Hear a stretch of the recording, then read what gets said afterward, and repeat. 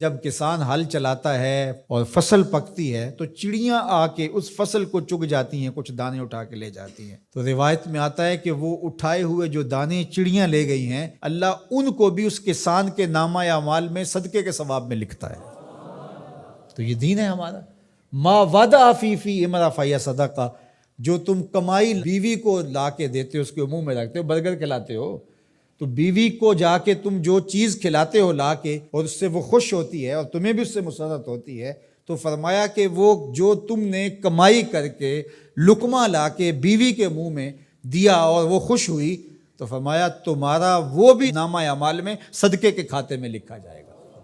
تمہارا دین تو کتنا آسان دین ہے، تمہارا دین تو اتنا اچھا دین ہے۔ صرف یہ ہے کہ نیت کے فرق سے میں نے کہا چور اور چوکیدار بنتا ہے، اس نیت کے قبلے کو درست کرنا ہے، اس لیے اس کو ثلث دین کہا گیا ہے، انما الاعمال بالنیات۔ تو ہم اس کے لیے جیتے ہیں، میری زندگی کا مقصد تیرے دین کی سرفرازی، میں اسی لیے مسلمان، میں اسی لیے نمازی، بات ختم۔ ہم بس اسی کے لیے جی رہے ہیں، اسی کا حکم ہے۔ اپنی اولاد کی اچھی تربیت کرو، ان کو دین کے سپاہی بنانا ہے، اس کو اللہ کے مطیع اور فرما بردار بندے بنانا ہے۔ اس کے لیے جو تم کوشش کر رہے ہو تو تمہارا یہ صدقہ لکھا جا رہا ہے۔ تم مجاہد فی سبیل اللہ ہو، تم اپنی اولاد کے لیے اس لیے کمائی کر رہے ہو کہ ان کو جو ہے وہ اللہ کا ایک مطیع بندہ بنانا ہے۔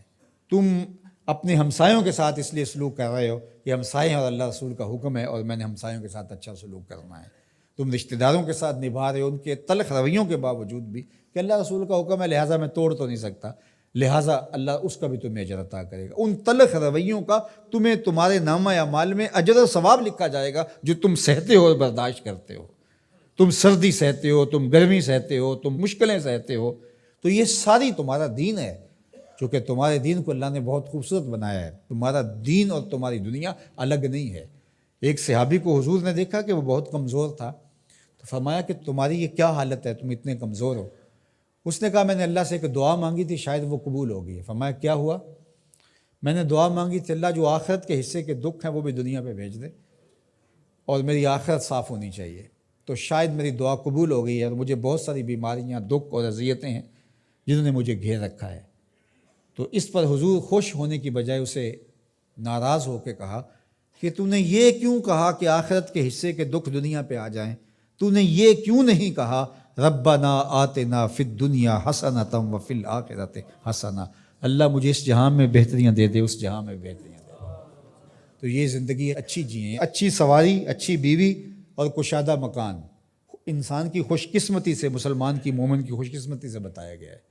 اچھا اللہ آپ کو گھر دے، اس میں آسودہ رہیں، اللہ آپ کو اچھی فرما بردار نیک صالحہ بیوی دے، بہت اچھی بات ہے۔